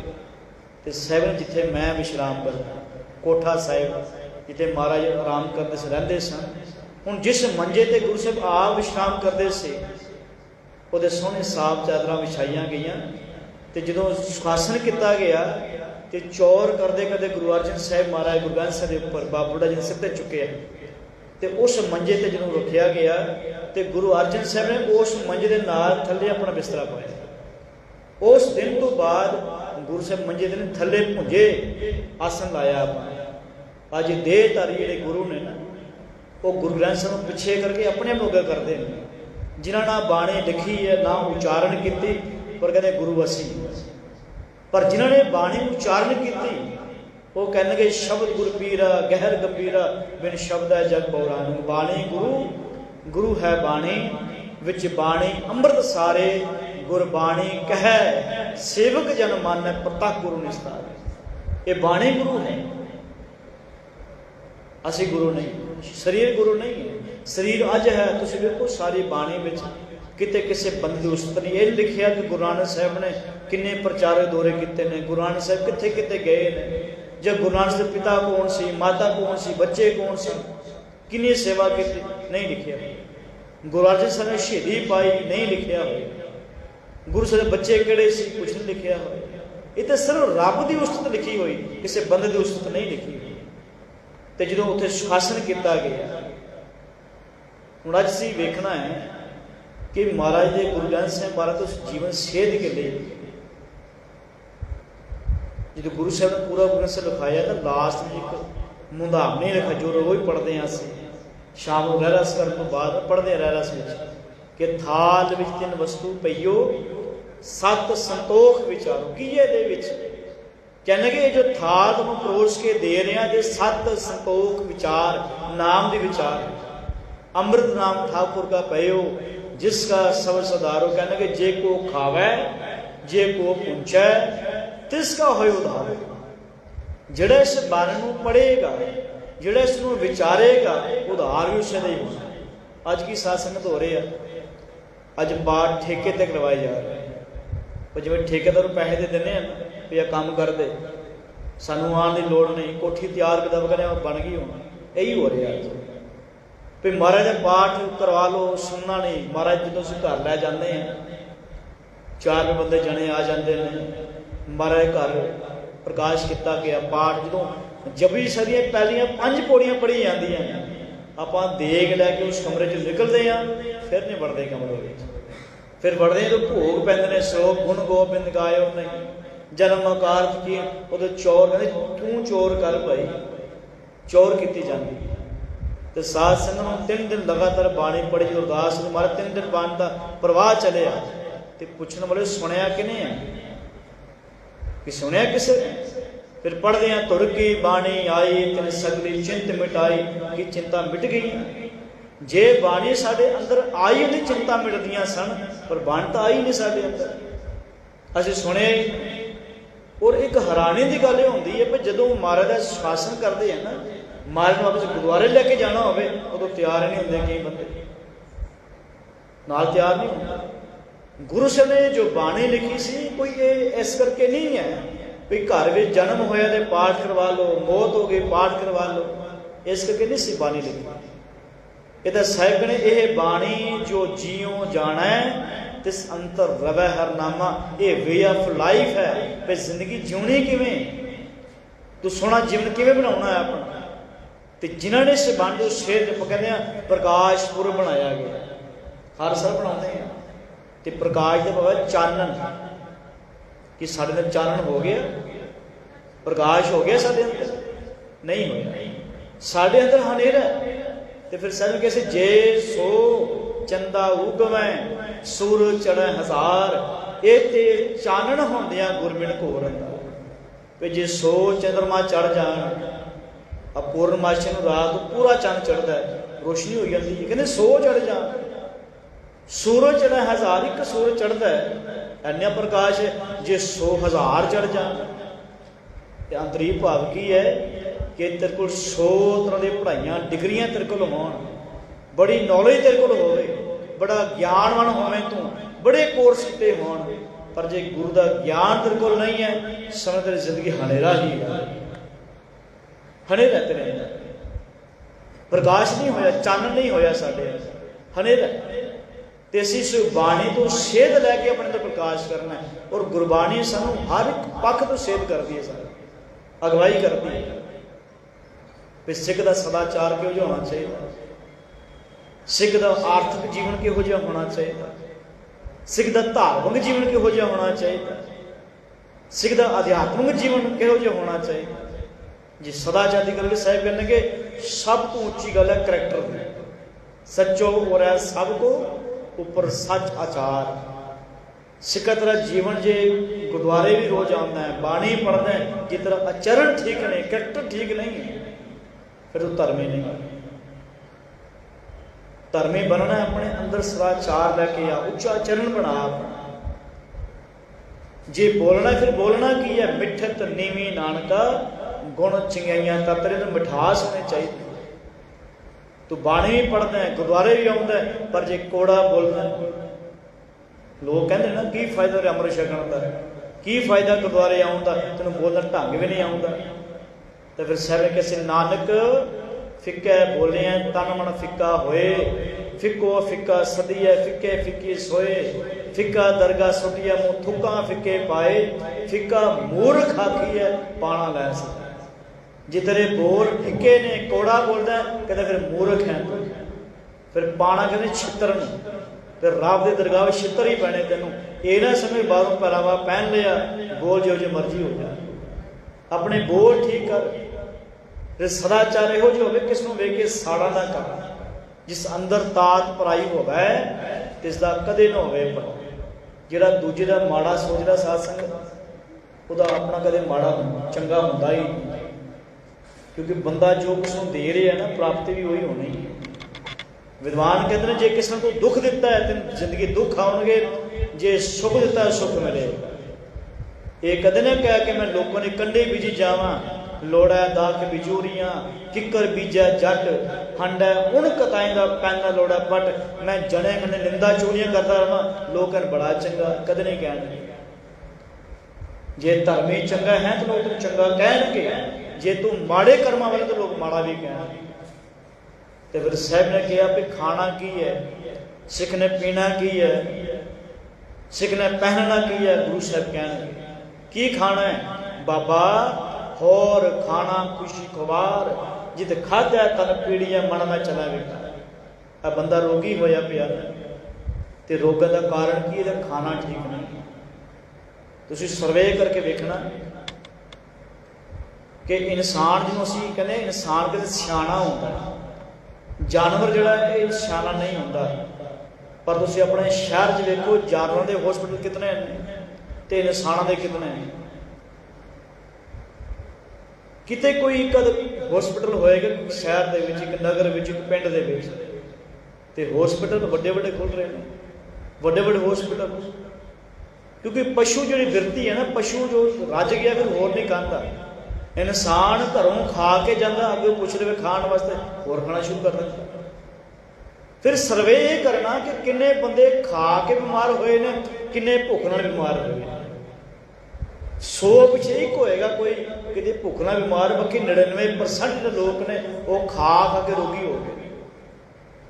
ਖਾ ਕੇ ਬੀਪੀ ਵਧਿਆ ਹੋਇਆ, ਸ਼ੂਗਰ ਵਧਿਆ ਹੋਇਆ, ਕੈਲਸਟ੍ਰੋਲ ਵਧਿਆ ਹੋਇਆ, ਬਿਮਾਰੀਆਂ। ਤੇ ਸਾਹਿਬ ਨੇ ਉਹ ਖਾ ਜਿਹਦੇ ਖਾਣ ਅਸੀਂ ਰੋਗੀ ਨਾ ਹੋਵੇ। ਬਾਬਾ ਹੋਰ ਖਾਣਾ ਖੁਸ਼ੀ ਖਵਾਰ, ਜਿਤ ਖਾਧਾ ਤਨ ਪੀੜੀਆ ਮਨ ਮੈਂ ਚਲਾ ਬੇਟਾ। ਫਿਰ ਪਹਿਨਣਾ ਕੀ ਹੈ, ਬਾਬਾ ਹੋਰ ਪਹਿਨਣ ਖੁਸ਼ੀ ਖਵਾਰ, ਜਿਤ ਪੈਦਾ ਤਨ ਪੀੜੀਆ ਮਨ ਮੈਂ ਚਲਾ ਬੇਟਾ। ਉਹ ਪਹਿਰਾਵਾ ਨਾ ਪਹਿਨ ਜਿਹੜੇ ਪਹਿਰਾਵੇ ਪਹਿਨਣ ਵੇਖਣ ਵਾਲੀ ਨਜ਼ਰਾਂ ਵੀ ਵਿਕਾਰ ਪੈਦਾ। ਅੱਜ ਤਾਂ ਵੱਡੇ ਵੱਡੇ ਸਮਾਗਮੇ ਜਾਈਏ ਨਾ ਸਾਧ ਸੰਗਤ, ਲੱਗਦਾ ਨਹੀਂ ਗੁਰਦੁਆਰੇ, ਲੱਗਦਾ ਫੈਸ਼ਨ ਸ਼ੋਅ 'ਚ ਆਇਆ ਬੰਦਾ। ਜਿਹੜੀਆਂ ਸਾਡੀਆਂ ਧੀਆਂ ਅੱਜ ਵਿਆਹ ਸ਼ਾਦੀ ਦੇ ਕੱਪੜੇ ਪਹਿਨ ਕੇ ਜਾਣਦੀਆਂ ਨੇ ਤੇ ਬੰਦਾ ਸ਼ਰਮਸਾਰ ਹੁੰਦਾ ਵੀ ਕਿੱਥੇ ਆ ਗਿਆ, ਕਿਹੋ ਜਿਹਾ ਪਹਿਰਾਵਾ ਸ਼ੁਰੂ ਹੋ ਗਿਆ। ਉਹੀ ਬੀਬੀ ਸ਼ਾਮ ਨੂੰ ਗੁਰਦੁਆਰੇ ਕੀਰਤਨ ਵੀ ਕਰਦੀ ਹੈ, ਉਹੀ ਸੁਖਮਣੀ ਸੇਵਾ ਸੁਆਡੀ ਸੁਖਮਣੀ ਵੀ ਕਰਦੀ ਹੈ, ਤੇ ਜਦੋਂ ਵਿਆਹ ਸ਼ਾਦੀ ਜਾਂਦਾ ਤਾਂ ਉਸ ਵੇਲੇ ਪਤਾ ਨਹੀਂ ਕਿ ਬਿਮਾਰੀ ਪੈ ਜਾਂਦੀ ਹੈ। ਕਿਉਂਕਿ ਬਾਣੀ ਨੂੰ ਸਿਰਫ ਪੜ੍ਹਿਆ, ਬਾਣੀ ਜ਼ਿੰਦਗੀ 'ਚ ਨਹੀਂ ਗਈ। ਜੇ ਬੰਦਾ ਕੋਈ ਪਾਣੀ ਮੂੰਹ ਵਿੱਚ ਰੱਖੇ ਨਾ, ਕੁਰਲੀ ਕਰਕੇ ਬਾਹਰ ਕੱਢਦੇ, ਅੰਦਰ ਜਾਏ ਨਾ, ਪਿਆਸ ਨਹੀਂ ਬੁਝਦੀ। ਬਸ ਬਾਣੀ ਸਾਡੀ ਜ਼ੁਬਾਨ ਤੱਕ ਹੈ, ਅੰਦਰ ਨਹੀਂ। ਅੱਜ ਸਾਡਾ ਪਹਿਰਾਵਾ ਠੀਕ ਨਹੀਂ, ਪਹਿਰਾਵਾ ਸਾਡਾ ਭੜਕੀਲਾ ਹੈ, ਪਹਿਰਾਵਾ ਗੁਰਮਤਿ ਅਨੁਸਾਰ ਨਹੀਂ ਹੈ ਸਾਡਾ। ਗੁਰੂ ਮੰਨਣੇ ਕਦੇ ਕਦੇ ਵਧੀਆ ਸੂਟ ਪਹਿਨ ਤੋਂ, ਕੀਮਤੀ ਕੱਪੜੇ ਪਹਿਨ, ਪਰ ਵੇਖਣ ਵਾਲੇ ਨਜ਼ਰ ਵੀ ਵਿਕਾਰ ਨਹੀਂ ਹੋਣੇ ਚਾਹੀਦੇ, ਨੰਗੇਜ਼ਵਾਦ ਨਾ ਹੋਵੇ। ਪੀਣਾ ਕੀ ਹੈ? ਕਹਿੰਦੇ ਕਿ ਜਿੱਤ ਪੀਤਾ ਮਤ ਦੂਰ ਹੋਏ, ਬਰਲ ਪਵੈ ਵਿੱਚ ਆਏ, ਆਪਣਾ ਪਰਾਇਆ ਨਾ ਪਛਾਣੇ, ਖਸਮੋਂ ਧੱਕੇ ਖਾਏ। ਜਿਸ ਪੀ ਨਾ ਤੈਨੂੰ ਇਹ ਸਮਝ ਨਾ ਰਵੇ ਇਹ ਛੋਟਾ ਹੈ, ਇਹ ਵੱਡਾ ਹੈ, ਤੈਨੂੰ ਪਤਾ ਨਹੀਂ ਬੋਲਣਾ ਕੀ ਹੈ, ਤੂੰ ਸਤਿਕਾਰ ਨਾ ਕਿਸੇ ਦਾ ਕਰ ਸਕੇ, ਤੈਨੂੰ ਇਹ ਨਾ ਸਮਝੇ ਮੇਰੀ ਭੈਣ ਹੈ, ਇਹ ਮੇਰੀ ਮਾਂ ਹੈ, ਉਹ ਪੀਣਾ ਨਹੀਂ, ਉਹ ਛੱਡ ਦੇ। ਤੇ ਫਿਰ ਜਦੋਂ ਸਾਹਿਬ ਨੇ ਆਰਥ ਦੀ ਗੱਲ ਕੀਤੀ ਤੇ ਗੁਰੂ ਸਾਹਿਬ ਨੇ ਕਿ ਕਿਰਤ ਕਰਨੀ, ਗੁਰਬਾਣੀ ਵਿੱਚ ਸਾਨੂੰ ਕਿਰਤ ਕਰਨ ਦੀ ਗੱਲ ਕੀ, ਉਦਮ ਕਰਿੰਦੇ ਆ ਜੀਓ ਤੂੰ ਕਮਾਵਦਿਆਂ ਸੁਖ ਪਹੁੰਚ, ਧਿਆਏ ਦਿਆਂ ਤੂੰ ਪ੍ਰਭੂ ਬਿਨ ਨਾਨਕ ਉਤਰੀ ਚਿਤ। ਸਾਹਿਬ ਕਹਿੰਦੇ ਮੰਗਤਾ ਨਹੀਂ ਬਣਨਾ, ਗਿਆਨ ਵੀ ਹੋਣਾ ਗਾਵੈ ਗੀਤ, ਭੁੱਖੇ ਮੁੱਲਾਂ ਘਰੇ ਮਸੀਤ, ਮਖੱਟੂ ਹੋਏ ਕਹਿ ਕੰਨ ਪੜਾਏ, ਫਕਰ ਕਰੇ ਔਰ ਜ਼ਾਤ ਗਵਾਏ, ਗੁਰ ਪੀਰ ਸਦਾਏ ਮੰਗਣ ਜਾਏ, ਤਾਂ ਕਹਿ ਮੂਲ ਲਗਿਆ ਪਾਏ, ਘਾਲ ਖਾਏ ਕਿਚੈਥੋਂ ਦੇ, ਨਾਨਕ ਰਾਹ ਪਛਾਣਨ ਸੀ। ਕਹਿੰਦੇ ਕਿ ਸਿੱਖ ਦਾ ਹੱਥ ਅਦਾ ਨਹੀਂ, ਅਦਾ ਹੋਣਾ ਚਾਹੀਦਾ। ਸਿੱਖ ਮੰਗਤਾ ਨਾ ਹੋਵੇ, ਸਿੱਖ ਕਿਰਤੀ ਦੇਣ ਵਾਲਾ ਹੋਵੇ, ਸਿੱਖ ਦਾਤਾ ਹੋਵੇ, ਮੰਗਤਾ ਨਾ ਬਣੇ, ਤੇ ਬਣੇਗਾ ਤੁਸੀਂ ਕਿਰਤੀ ਹੋਵੇ, ਵਿਹਲੜ ਨਾ ਹੋਵੇ। ਤੇ ਫਿਰ ਨਾਲ ਸਾਹਿਬ ਨੇ ਗੱਲ ਹੋਰ ਕਹੀ ਵੀ ਕਮਾ, ਪਰ ਕਮਾਉਂਦੇ ਇੰਨਾ ਰੁੱਝ ਨਾ ਜਾਵੀਂ ਵੀ ਕਮਾਉਣ ਪਾਸੇ ਤੁਰ ਪਏ, ਭੁੱਲ ਹੀ ਜਾਏ ਜ਼ਿੰਦਗੀ ਦਾ ਮਕਸਦ ਕੀ ਹੈ। ਹੁਣ ਵੇਖੋ ਦੁਕਾਨਦਾਰੀ ਗੁਰੂ ਨਾਨਕ ਸਾਹਿਬ ਨੇ ਕੀਤੀ, ਅਸੀਂ ਵੀ ਦੁਕਾਨਦਾਰੀ ਕਰਦੇ ਹਾਂ, ਪਰ ਗੁਰੂ ਨਾਨਕ ਦੀ ਬਿਜ਼ਨਸ, ਗੁਰੂ ਨਾਨਕ ਦੇ ਦੁਕਾਨਦਾਰੀ ਸਾਡੀ ਫਰਕ ਹੈ। ਗੁਰੂ ਸਾਹਿਬ ਦੁਕਾਨਦਾਰੀ ਕਰਦੇ ਆ, 13 ਤੱਕ ਤੋਲਦੇ, ਰੱਬ ਵੀ ਜੁੜ ਜਾਂਦੇ ਨੇ, ਅਸੀਂ ਮੇਰਾ ਕਰੀ ਜਾਂਦੇ ਹਾਂ। ਮਲਕ ਭਾਗੋ ਨੇ ਜਦੋਂ ਗੁਰੂ ਸਾਹਿਬ ਨੇ ਗੱਲ ਕਹੀ ਸੀ, ਉਹ ਕਹਿਣਗੇ ਕਿਕਰਾਂ ਦੇ ਬੀਜਾਂ ਨੂੰ ਜਿਹੜੇ ਨਾ ਕੰਡੇ ਨਹੀਂ ਹੁੰਦੇ, ਜਦੋਂ ਬੀਜਦੇ ਹੋ ਉਹ ਬੂਟਾ ਪੈਦਾ ਹੁੰਦਾ, ਕੰਡੇ ਆਪੇ ਨਿਕਲ ਆਉਂਦੇ ਨੇ। ਕਹਿੰਦੇ ਬੇਮਾਨੀ ਦੇ ਪਦਾਰਥ ਬੜੇ ਸੋਹਣੇ ਲੱਗਦੇ ਨੇ, ਪਰ ਜਦੋਂ ਅੰਦਰ ਜਾਂਦੇ ਬੰਦਾ ਖਾਂਦਾ ਫਿਰ ਮਨ ਟਿਕਦਾ ਨਹੀਂ। ਤੇ ਆਪਾਂ ਪੜ੍ਹਦੇ ਹਾਂ ਵਿਖਿਆ ਕਹਿ ਧਨ, ਸਦਾ ਦੁੱਖ ਹੋਏ, ਨਾ ਸਾਥ ਜਾਏ ਨਾ ਪ੍ਰਾਪਤ। ਤੂੰ ਕਿਰਤ ਕਰ, ਸੁਕ੍ਰਿਤ ਕਰ, ਬੇਮਾਨੀ ਨਹੀਂ। ਜੇ ਬੇਮਾਨੀ ਨਾਲ ਕਮਾ ਕੇ ਲਿਆਇਆ ਤਾਂ ਫਿਰ ਯਾਦ ਰੱਖੀ ਬੇਮਾਨੀ ਦੇ ਧਨ ਤੇਰੇ ਘਰ ਸੁੱਖ ਨਹੀਂ ਆਵੇ, ਬੇਮਾਨੀ ਦੇ ਬਣੀ ਕੋਠੀਆਂ ਕਾਰਾਂ ਤੈਨੂੰ ਸੁੱਖ ਨਹੀਂ ਮਿਲੇਗਾ। ਜੇ ਸੁੱਖ ਚਾਹੁੰਦਾ ਤਾਂ ਫਿਰ ਨੇਕ ਕਮਾਈ, ਸੁਕ੍ਰਿਤ ਕਰ, ਸੇਵ ਕੀਤੀ ਸੰਤੋਖੀ, ਜਿਹਨੇ ਸੱਚੋ ਸੱਚ ਧਿਆਇਆ, ਉਹਨੇ ਮੰਦਾ ਪੈਰ ਰੱਖਿਓ, ਕਰ ਸੁਕ੍ਰਿਤ ਧਰਮ ਕਮਾਇਆ। ਉਹਦੀ ਨੇਕ ਕਮਾਈ ਕਰਨੀ ਹੀ ਧਰਮ ਹੈ। ਆਪਾਂ ਸਮਝਦੇ ਸਵੇਰੇ ਗੁਰਦੁਆਰੇ ਆ, ਨਿਤਨੇਮ ਕਰ ਲਿਆ, ਪਾਠ ਕਰ ਲਿਆ, ਗੁਰ ਦੇ ਗੋਲਕ 4 ਪੈਸੇ ਪਾ ਦਿੱਤੇ, ਦਿਨੇ ਰਿਸ਼ਵਤ ਲਓ, ਧੋਖਾ ਕਰੋ, ਅਸੀਂ ਧਰਮੀ। ਜੇ ਨੇਕ ਕਮਾਈ ਕਰਨੇ ਆ, ਤੇਰੀ ਉਹ ਕਮਾਈ ਹੀ ਧਰਮ ਹੈ। ਗੁਰੂ ਨਾਨਕ ਸਾਹਿਬ ਮਹਾਰਾਜ ਮਲਕ ਭਾਗੂ ਕਰ ਨਹੀਂ ਗਏ, ਕਿਉਂ ਨਹੀਂ ਗਏ? ਉਹ ਬੇਮਾਨੀ ਕਰਦਾ, ਲਾਲੋ ਤਰਖਾਣ ਹੈ, ਗਰੀਬ ਹੈ, ਤੇ ਗੁਰੂ ਸਾਹਿਬ ਦੇ ਘਰ ਨੇ। ਮਤਲਬ ਕੀ ਹੈ ਕਿ ਜੇ ਇੱਥੋਂ ਤੱਕ ਸਾਡੀ ਕਮਾਈ, ਸਾਡੀ ਕਿਰਤ ਚੰਗੀ ਹੈ, ਸਾਨੂੰ ਗੁਰੂ ਨੂੰ ਸੱਦਣ ਦੀ ਲੋੜ ਨਹੀਂ, ਗੁਰੂ ਆਪੇ ਸਾਡੇ ਘਰ ਆਏਗਾ। ਤੇ ਜੇ ਸਾਡੀ ਕਮਾਈ, ਸਾਡੀ ਕਿਰਤ ਚੰਗੀ ਨਹੀਂ ਤੇ ਜਿੰਨੀ ਮਰਜ਼ੀ ਗੁਰੂ ਨੂੰ ਆਵਾਜ਼ਾਂ ਮਾਰੋ, ਗੁਰੂ ਨਹੀਂ ਆਉਂਦਾ ਘਰ। ਇਸ ਲਈ ਨੇਕ ਕਮਾਈ। ਫਿਰ ਗੁਰੂ ਸਾਹਿਬ ਨੇ ਰਾਜਨੀਤੀ ਦੀ ਗੱਲ ਕਹੀ, ਫਿਰ ਰਾਜਨੀਤੀ ਕਿਹੋ ਜਿਹਾ ਹੋਣਾ ਚਾਹੀਦਾ। ਸਾਹਿਬ ਨੇ ਤਖਤ ਬਹਿ ਤਖਤਾ ਕੀ ਲਾਇਕ, ਤਖਤ ਤੇ ਉਹ ਬੈਠੇ ਜਿਹੜਾ ਲਾਇਕ ਹੋਵੇ। ਅੱਜ ਜਦੋਂ ਅਸੀਂ ਗੱਲ ਕਰਦੇ ਹਾਂ ਨਾ ਕਿ ਗੁਰੂ ਅਰਜਨ ਪਾਤਸ਼ਾਹ ਜੀ ਨੇ ਬਾਬਾ ਬੁੱਢਾ ਜੀ ਨੂੰ ਗ੍ਰੰਥੀ ਥਾਪਿਆ, ਤਖਤ ਤੇ ਬਿਠਾਇਆ, ਗ੍ਰੰਥੀ ਲਗਾਇਆ। ਹੁਣ ਬਾਬਾ ਬੁੱਢਾ ਜੀ ਜੀਵਨ ਬੜਾ ਮਹਾਨ ਹੈ। ਗੁਰੂ ਨਾਨਕ ਸਾਹਿਬ ਤੋਂ ਲੈ ਕੇ ਗੁਰੂ ਹਰਗੋਬਿੰਦ ਸਾਹਿਬ ਤੱਕ 6 ਗੁਰੂ ਸਾਹਿਬਾਨ ਦੇ ਦਰਸ਼ਨ ਕੀਤੇ ਨੇ ਬਾਬਾ ਬੁੱਢਾ ਜੀ। ਬਹੁਤ ਵੱਡੇ ਵਿਦਵਾਨ ਨੇ, ਬੜੀ ਸੇਵਾ ਕੀਤੀ, ਬੜਾ ਵਧੀਆ ਜੀਵਨ ਗ੍ਰੰਥੀ ਥਾਪਿਆ। ਤੇ ਆਪਾਂ ਅੱਜ ਕਹਿੰਦੇ ਹਾਂ ਸਾਡੇ ਗ੍ਰੰਥੀ ਜਿਹੜੇ ਨੇ ਬਾਬਾ ਬੁੱਢਾ ਜੀ ਵਰਗੇ ਹੋਣੇ ਚਾਹੀਦੇ। ਕਹਿੰਦੇ ਆ ਨਾ ਵੀ ਸਾਡੇ ਗ੍ਰੰਥੀ ਜੀਵਨ ਨਹੀਂ ਹੈ ਜੀ, ਗ੍ਰੰਥੀ ਬਾਬਾ ਬੁੱਢਾ ਜੀ ਵਰਗੇ ਹੋਣੇ ਚਾਹੀਦੇ। ਪਰ ਕਦੇ ਇਹ ਵੀ ਸੋਚੀਏ ਕਿ ਜਦੋਂ ਬਾਬਾ ਬੁੱਢਾ ਜੀ ਗ੍ਰੰਥੀ ਬਣੇ ਸੀ, ਪ੍ਰਬੰਧਕ ਕਿਹੜੇ ਸਨ? ਪ੍ਰਬੰਧਕ ਸੀ ਗੁਰੂ ਅਰਜਨ ਸਾਹਿਬ ਮਹਾਰਾਜ। ਜੇ ਗ੍ਰੰਥੀ ਜਿਸ ਨੂੰ ਅਸੀਂ ਲੋੜਦੇ ਹਾਂ ਵੀ ਗ੍ਰੰਥੀ ਇਹੋ ਜਿਹਾ ਹੋਣਾ ਚਾਹੀਦਾ, ਤੇ ਪ੍ਰਬੰਧਕਾਂ ਨੂੰ ਗੁਰੂ ਅਰਜਨ ਸਾਹਿਬ ਵਰਗਾ ਬਣਨਾ ਪਵੇਗਾ। ਫਿਰ ਗੁਰੂ ਘਰੋਂ ਪ੍ਰਚਾਰ ਹੋਣਾ ਗੁਰਮਤਿ ਦਾ। ਤੇ ਜੇਕਰ ਪ੍ਰਬੰਧਕ ਮਰਗ ਭਾਗੋ ਵਰਗੇ ਹੋਣ, ਅੱਜ ਮੈਂ ਸਾਰੀ ਦੀ ਗੱਲ ਨਹੀਂ ਕਰਦਾ, ਆਪਾਂ ਬਹੁਤ ਥਾਂ ਤੇ ਵੇਖਦੇ ਹਾਂ ਕਿ ਪ੍ਰਬੰਧਕ ਜਿਹੜੇ ਨੇ ਸ਼ਾਮ ਨੂੰ ਸ਼ਰਾਬ ਵੀ ਪੀਂਦੇ ਨੇ, ਦਾੜੀਆਂ ਵੀ ਰੰਗਦੇ ਨੇ, ਨਸ਼ੇ ਵੀ ਕਰਦੇ ਨੇ, ਧੋਖਾ ਫਰੇਬ ਵੀ ਕਰਦੇ ਨੇ, ਗੁਰਦੁਆਰੇ ਪ੍ਰਧਾਨ ਵੀ ਬਣੇ ਨੇ, ਤੇ ਓਟ ਪੁੱਟ ਕੇ ਨਿਕਲਣੀ ਹੈ ਫਿਰ ਗ੍ਰੰਥੀ ਸਾਨੂੰ ਤੇਰੇ ਬਾਬਾ ਬੁੱਢਾ ਜੀ ਵਰਗੇ, ਜੇ ਗ੍ਰੰਥੀ ਭਾਈ ਮਣੀ ਸਿੰਘ ਜੀ ਵਰਗੇ ਨੇ ਜਿਨ੍ਹਾਂ ਨੇ ਬੰਦ ਕੱਟ ਕੇ ਸ਼ਹੀਦ ਕੀਤਾ ਗਿਆ, ਤੇ ਪ੍ਰਬੰਧਕ ਕੌਣ ਹੈ? ਗੁਰੂ ਗੋਬਿੰਦ ਸਿੰਘ ਮਹਾਰਾਜ। ਪ੍ਰਬੰਧਕਾਂ ਵਿੱਚੋਂ ਸਾਨੂੰ ਜੀਵਨ ਚਾਹੀਦਾ। ਇਹ ਬਾਣੀ ਸਿਰਫ ਮੈਨੂੰ ਬੜੀ ਪਿਆਰੀ ਗੱਲ ਯਾਦ ਆਉਂਦੀ, ਇੱਕ ਵਾਰ ਇੱਕ ਵੀਰ ਸਾਡੇ ਕਹਿੰਦੇ ਮੈਂ ਕਥਾ ਕਰਕੇ, ਕਥਾ ਵਿੱਚ ਮੈਂ ਗੱਲ ਕਹੀ ਵੀ ਨੂੰਹਾਂ ਨੂੰ ਸੱਸ ਦੀ ਸੇਵਾ ਕਰਨੀ ਚਾਹੀਦੀ ਹੈ, ਸੱਸ ਨੂੰ ਮਾਂ ਵਰਗਾ ਸਤਿਕਾਰ ਦੇਣਾ ਚਾਹੀਦਾ। ਜਦੋਂ ਗੱਲ ਕਰਕੇ ਮੈਂ ਬਾਹਰ ਗਿਆ, ਕਹਿੰਦੇ ਜੋੜੇ ਪਾ ਰਹੇ ਸੀ, ਤੇ ਕੁਝ ਭੈਣਾਂ ਆ ਕੇ ਮੈਨੂੰ ਘੇਰ ਲਿਆ, ਵੀਰ ਜੀ ਕਿ ਗੁਰਬਾਣੀ ਸਿਰਫ ਨੂੰਹਾਂ ਵਾਸਤੇ ਕਿ ਸੱਸਾਂ ਵਾਸਤੇ ਵੀ ਹੈ? ਜੇ ਗੁਰਬਾਣੀ ਸਿਰਫ ਨੂੰਹਾਂ ਨੂੰ ਉਪਦੇਸ਼ ਕਰਦੀ ਹੈ? ਕਹਿੰਦੇ ਮੈਂ ਸਮਝਿਆ ਨਹੀਂ, ਮੇਰੀ ਤੁਸੀਂ ਕੀ ਗੱਲ ਕਰਨਾ ਚਾਹੁੰਦੇ ਹੋ? ਕਹਿੰਦੇ ਤੁਸੀਂ ਕਿ ਵੀ ਨੂੰਹ ਇਹੋ ਜਿਹੀ ਹੋਵੇ, ਨੂੰਹ ਇਹੋ ਜਿਹੀ ਹੋਵੇ, ਸੱਸ ਕਿਹੋ ਜਿਹੀ ਹੋਵੇ, ਗੁਰਬਾਣੀ ਕੀ ਕਹਿੰਦੀ ਹੈ?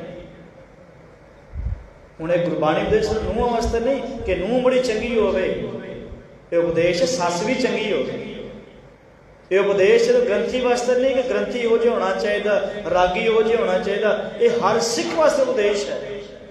ਜਦੋਂ ਸਾਹਿਬ ਨੇ ਕਿਹਾ ਜੇ ਕੋ ਖਾਵੈ ਜੇ ਕੋ ਪੁੰਚੈ ਤਿਸ ਕਾ ਹੈ ਉਧਾਰੋ, ਹਰ ਇੱਕ ਨੇ ਬਾਣੀ ਨੂੰ ਸਤਿਗੁਰੂ, ਇਹ ਕਿਸੇ ਇੱਕ ਬੰਦੇ ਵਾਸਤੇ ਬਾਣੀ ਲਿਖੀ ਹੋਈ ਤਾਂ ਖੱਤਰੀ ਬ੍ਰਾਹਮਣ ਛੂਤ ਵੈਸ਼ ਉਪਦੇਸ਼ ਚੋਂ ਵਰਨਾ ਕੋ ਸਾਂਝਾ, ਇਹ ਉਪਦੇਸ਼ ਸਾਰੇ ਸਾਂਝਾ। ਤੇ ਗੁਰੂ ਸਾਹਿਬ ਨੇ ਸਾਨੂੰ ਇਹੋ ਜਿਹਾ ਸਿੱਖ ਬਣਾਇਆ। ਗੁਰਬਾਣੀ ਵਿੱਚੋਂ ਅਸੀਂ ਉਪਦੇਸ਼ ਲੈਣਾ ਵੀ ਸੋ ਸਿੱਖ ਸਖਾ ਬੰਦਪ ਹੈ ਭਾਈ, ਜੇ ਗੁਰ ਕੇ ਭਾਣੇ ਵਿੱਚ ਆ। ਪੜ੍ਹਦੇ ਨਾ ਹੁਕਮਨਾਮਾ ਕਿ ਗੁਰੂ ਦਾ ਉਹੀ ਸਿੱਖ ਹੈ, ਗੁਰੂ ਦਾ ਉਹੀ ਰਿਸ਼ਤੇਦਾਰ ਹੈ, ਗੁਰੂ ਦਾ ਉਹੀ ਮਿੱਤਰ ਹੈ, ਭਰਾ ਹੈ, ਜਿਹੜਾ ਗੁਰੂ ਦੀ ਰਜ਼ਾ ਗੁਰੂ ਦੀ ਬਾਣੀ ਨੂੰ ਸਤੁਰਦਾ, ਪਰ ਆਪਣੇ ਭਾਣੇ ਚੱਲੈ ਭਾਈ ਵਿਛੜ ਚੋਟਾਂ ਕਰ। ਤਖਤ ਤੇ ਉਹ ਬੈਠੇ ਜਿਹੜਾ ਲਾਇਕ ਹੋਵੇ, ਜਿਹੜਾ ਨਹੀਂ ਲਾਇਕ ਉਹਨੂੰ ਜ਼ਬਰਦਸਤ ਧੱਕੇ ਨਾਲ ਬਿਠਾ ਵੀ ਦਿਓਗੇ, ਉਹਨੇ ਕੋਈ ਸੁਧਾਰ ਨਹੀਂ ਕਰਨਾ। ਫਿਰ ਅਧਿਆਤਮਿਕ ਜੀਵਨ ਕਿਹੋ ਜਿਹਾ ਹੋ? ਤੇ ਸਾਹਿਬ ਨੇ ਕਿਹਾ ਇਹਨਾਂ ਅੱਖਾਂ ਨੂੰ ਉਪਦੇਸ਼ ਕੀਤਾ, ਤੁਸੀਂ ਆਹ ਵੇਖਣਾ ਹੈ, ਇਹ ਨੇਤਰੋ ਮੇਰਿਓ ਹਰ ਤੁਮੈ ਜੋਤਰੀ ਹਰ ਬਿਨਾ ਵਰਨਾ ਦੇਖੋ ਕੋਈ। ਇਹ ਅੱਖਾਂ ਨੂੰ ਉਪਦੇਸ਼ ਕਿ ਇਹਨਾਂ ਦਾ ਅਸੀਂ ਪਰਾਇਆ ਰੂਪ ਨਹੀਂ ਵੇਖਣਾ। ਜੇ ਗੁਰਬਾਣੀ ਦਾ ਅਸੀਂ ਪ੍ਰਕਾਸ਼ ਆਪਣੇ ਅੰਦਰ ਕਰਨਾ ਹੈ ਨਾ, ਤਾਂ ਫਿਰ ਜੋ ਗੁਰਬਾਣੀ ਦੇ ਉਪਦੇਸ਼ ਨੇ ਅੱਖਾਂ ਨੇ ਪਰਾਇਆ ਰੂਪ ਨਹੀਂ ਵੇਖਣਾ। ਇਹਨਾਂ ਕੰਨਾਂ ਨਾਲ ਇਹ ਸਰਵਣੋ ਮੇਰੇ ਉਹ ਸਾਚਾ ਸੁਣਨ ਪਠਾਏ, ਇਹਨਾਂ ਨੂੰ ਸੱਚ ਸੁਣਨ, ਨਿੰਦਾ ਚੂੜ ਨਹੀਂ ਸੁਣਨੀ ਅਸੀਂ। ਫਿਰ ਤਾਂ ਮੈਂ ਕਿਸੇ ਪ੍ਰਕਾਸ਼ ਦਿਹਾੜਾ ਬਣਾਇਆ, ਕਿਉਂਕਿ ਸਾਡੇ ਅੰਦਰ ਪ੍ਰਕਾਸ਼ ਹੋ ਗਿਆ, ਨਹੀਂ ਤਾਂ ਬਾਹਰ ਦਿਸਾ ਚਾਨਣਾ ਦਿਲ ਅੰਧਿਆਰੀ ਰਾਤ, ਅੰਦਰੋਂ ਹਨੇਰਾ ਹੀ ਨੇਰੇ। ਬਾਹਰ ਜਿੰਨੇ ਮਰਜ਼ੀ ਦੀਵੇ ਜਗਾ ਲਓ। ਇਸ ਜ਼ੁਬਾਨ ਨੂੰ ਕਿਹਾ ਇਹ ਰਸਨਾ ਤੂੰ ਅੰਡਸ ਰਾਚ ਰਹੀ, ਤੂੰ ਹੋਰ ਪਾਸੇ ਬਹਿ ਗਈ, ਤੇਰੀ ਪਿਆਸ ਨਾ ਜਾਏ। ਇਹ ਜ਼ੁਬਾਨ ਕੋ ਨਿੰਦਾ ਕਰਨ ਵਾਸਤੇ ਨਹੀਂ ਸੀ, ਇਹ ਚੁਗਲੀਆਂ ਵਾਸਤੇ ਨਹੀਂ ਹੈ। ਸਾਹਿਬ ਕੇ ਜਿਹੜੀ ਜ਼ੁਬਾਨ ਰੱਬ ਦਾ ਨਾਮ ਨਹੀਂ ਜਪਦੀ, ਸਾ ਰਸਨਾ ਜਲ ਜਾਓ, ਸੜ ਜਾਏ ਉਹ ਜ਼ੁਬਾਨ। ਰਸਨਾ ਪਿਆਰੀ ਕਿਹੜੀ ਹੈ? ਸਾ ਰਸਨਾ ਧਨ ਧਨ ਹੈ ਮੇਰੀ ਜਿੰਦੜੀਏ, ਗੁਣ ਗਾਵੇ ਗੋਬਿੰਦ ਕੇਰੇ ਦਾ। ਤੇ ਫਿਰ ਜਿਨ੍ਹਾਂ ਨੇ ਇਸ ਬਾਣੀ ਤੇ ਆਪਣਾ ਕੀਦਾ ਲਿਆਂਦਾ, ਸਤਿਕਾਰ ਕੀਤਾ, ਗੁਰਬਾਣੀ ਨੂੰ ਜ਼ਿੰਦਗੀ ਧਾਰਨ ਕੀਤਾ, ਬੜੀ ਪਿਆਰੀ ਵਾਰਤਾ ਪੜ੍ਹਦੇ ਹਾਂ। ਵੇਖੋ ਸਾਨੂੰ ਉਮਰਾਂ ਹੋਈ ਨੇ ਗੁਰਦੁਆਰੇ ਆਉਂਦੇ, ਛੋਟੇ ਹੁੰਦੇ ਆਪਣੇ ਮਾਂ ਬਾਪ ਨਾਲ ਆਉਂਦੇ ਆ, ਵੱਡੇ ਹੋ ਕੇ ਫਿਰ ਆਉਂਦੇ ਆ, ਵਿਆਹ ਹੋ ਗਿਆ ਪਤਨੀ ਨਾਲ ਬੱਚੇ ਨਾਲ ਆਉਂਦੇ ਆ, ਬਜ਼ੁਰਗ ਹੋ ਕੇ ਵੀ ਆਉਂਦੇ ਆ, ਪਰ ਜ਼ਿੰਦਗੀ ਸੁਧਰਦੀ ਨਹੀਂ ਸਾਡੀ, ਸਬਰਦੀ ਨਹੀਂ, ਕਿਉਂਕਿ ਅਸੀਂ ਬਾਣੀ ਨੂੰ ਆਪਣੇ ਅੰਦਰ ਥਾਂ ਦਿੰਦੇ। ਧੰਨ ਗੁਰੂ ਅਰਜਨ ਸਾਹਿਬ ਮਹਾਰਾਜ ਜਦੋਂ ਗੁਰਗੱਦੀ ਤੇ ਬੈਠੇ ਨੇ ਸਾਧ ਸੰਗਤ, ਉਸ ਵੇਲੇ ਨਾ ਦੂਰ ਤੋਂ ਸੰਗਤਾਂ ਦਰਸ਼ਨ ਕਰਨ ਆਉਂਦੀ ਹੈ। ਇੱਕ ਨੌਜਵਾਨ ਜਿਹਦਾ ਨਾਂ ਇਤਿਹਾਸਕਾਰਾਂ ਨੇ ਮੇਰੂ ਲਿਖਿਆ, ਹੁਣ ਉਹ ਨੌਜਵਾਨ ਕਰਦਾ ਕੀ ਹੈ? ਚੋਰੀਆਂ ਕਰਦਾ। ਇੱਕ ਪਿੰਡ ਵੀ ਜਾਣਾ, ਉੱਥੋਂ ਪਸ਼ੂ ਚੋਰੀ ਕਰਨੇ, ਦੂਜੇ ਪਿੰਡ ਜਾ ਕੇ ਵੇਚ ਆਉਣੇ, ਉੱਥੋਂ ਕੋਈ ਚੋਰੀ ਕਰ ਤੀਜੇ ਪਿੰਡ ਵੇਚ ਆਉਣੇ। ਤੇ ਜਦੋਂ ਇਹ ਇਸਦੇ ਪਿੰਡ ਦੇ ਕੋਈ ਨੌਜਵਾਨਾਂ ਨੇ ਕਿਹਾ ਵੀ ਆਪਾਂ ਦਰਬਾਰ ਸਾਹਿਬ ਚੱਲੇ ਹਾਂ, ਹਰਿਮੰਦਰ ਸਾਹਿਬ ਦਰਸ਼ਨ ਕਰਨ ਗੁਰੂ ਸਾਹਿਬ ਦੇ, ਇਹ ਵੀ ਤਿਆਰ ਹੋ ਗਿਆ, ਚਲੋ ਮੈਂ ਵੀ ਚੱਲਦਾ। ਤੇ ਮਨ ਵਿੱਚ ਕੀ ਇੱਛਾ ਧਾਰੀ ਹੈ ਵੀ ਮੈਂ ਉੱਥੇ ਜਾ ਕੇ ਕੀ ਪਤਾ ਕੋਈ ਵੱਡੀ ਸਾਮੀ ਮਿਲ ਜਾਏ ਚੋਰੀ ਕਰਨ ਵਾਸਤੇ। ਜਦੋਂ ਅਸੀਂ ਹਰਿਮੰਦਰ ਸਾਹਿਬ ਕਿਤੇ ਹੋਰ ਧਰਮ ਸਥਾਨ ਜਾਂਦੇ ਤਾਂ ਲਿਖਿਆ ਹੁੰਦਾ ਆਪਣੇ ਸਮਾਨ ਦੀ ਰਖਵਾਲੀ ਕਰੋ, ਇੱਥੇ ਚੋਰ ਚੱਕੇ ਵੀ ਫਿਰਦੇ। ਕਈ ਥਾਂ ਅਨਾਉਂਸਮੈਂਟ ਵੀ ਹੁੰਦੀ ਹੈ ਕਿ ਆਪਣੇ ਬੱਚਿਆਂ ਨੂੰ, ਪਰਿਵਾਰ ਨੂੰ ਨਾਲ ਰੱਖੋ, ਚੋਰ ਵੀ ਬੈਠੇ ਨੇ। ਕਿਉਂਕਿ ਸਾਰੇ ਧਰਮੀ ਨੇ ਨਾ, ਉੱਥੇ ਚੋਰ ਵੀ ਫਿਰਦੇ ਨੇ। ਹੁਣ ਇਹ ਵੀ ਚੋਰ ਆ ਗਿਆ ਹੈ। ਜਦੋਂ ਗੁਰੂ ਸਾਹਿਬ ਅੱਗੇ ਮੱਥਾ ਟੇਕਦਾ, ਸੰਗਤ ਕਰਦਾ, ਗੁਰੂ ਸਾਹਿਬ ਨੇ ਇੱਕ ਬਚਨ ਉਚਾਰਨ ਕੀਤਾ ਕਿ ਚੋਰ ਕੀ ਹਾਮਾ ਭਰੇ ਨਾ ਕਰੇ, ਕਿ ਚੋਰ ਦੀ ਹਾਮੀ ਕੋਈ ਨਹੀਂ ਭਰਦਾ। ਇਹਦੇ ਕੰਨਾਂ ਹੀ ਬਚਨ ਪੈ ਗਏ। ਸੇਵਾ ਕਰਦਾ, ਤੁਰਦੇ ਫਿਰਦੇ ਬਾਹਰ ਬਚਨ ਪੈਂਦਾ ਕੰਨਾਂ ਵਿੱਚ ਵੀ ਚੋਰ ਕੀ ਹਾਮਾ ਭਰੇ ਨਾ ਕਰੇ।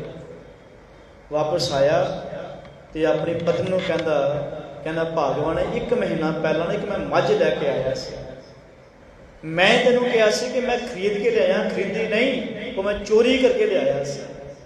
ਇੱਦਾਂ ਕਰ, ਕੁਝ ਪੈਸੇ ਹੈਗੇ ਨੇ ਘਰ ਵਿੱਚ, ਉਹ ਪੈਸੇ ਵੀ ਦੇ, ਕਿਉਂਕਿ 1 ਮਹੀਨਾ ਇਸ ਮੱਝ ਦਾ ਦੁੱਧ ਸਾਡੇ ਬੱਚੇ ਪੀਂਦੇ ਰਹੇ, ਇਹ ਦੁੱਧ ਦੇ ਪੈਸੇ ਦੇਣੇ ਨੇ।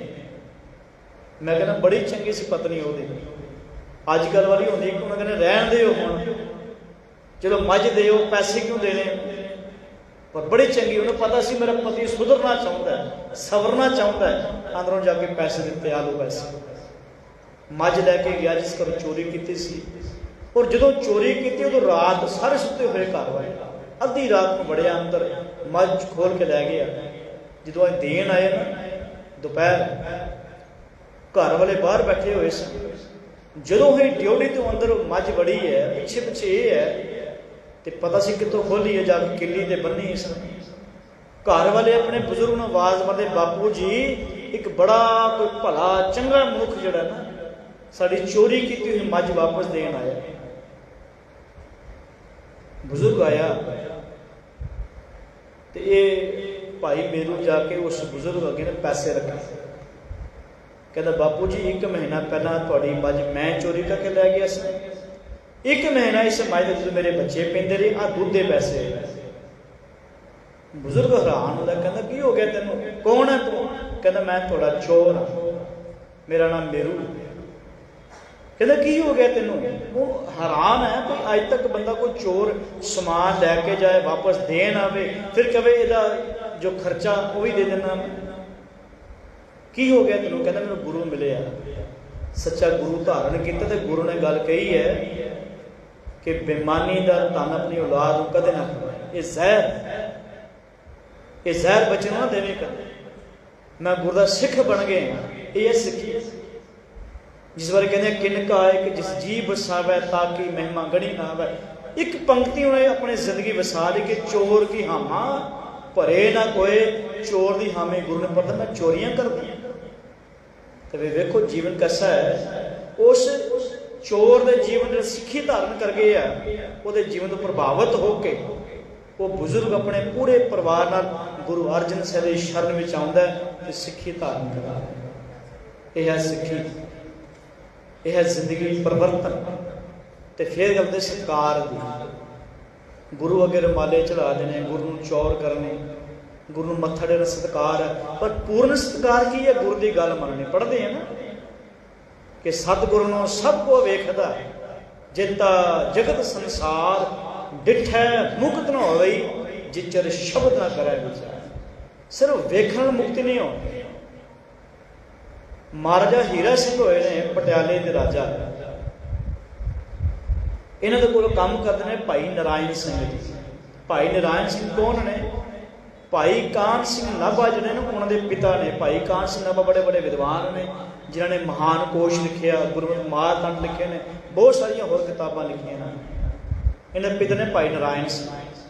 ਉਹ ਨਰਾਇਣ ਸਿੰਘ ਉਸ ਵੇਲੇ ਨੇ ਵਿਦਵਾਨ ਨੇ ਕਿ ਉਹਨਾਂ ਨੂੰ ਗੁਰੂ ਗ੍ਰੰਥ ਸਾਹਿਬ ਪੂਰਾ ਜ਼ੁਬਾਨੀ ਕੰਠ ਹੈ।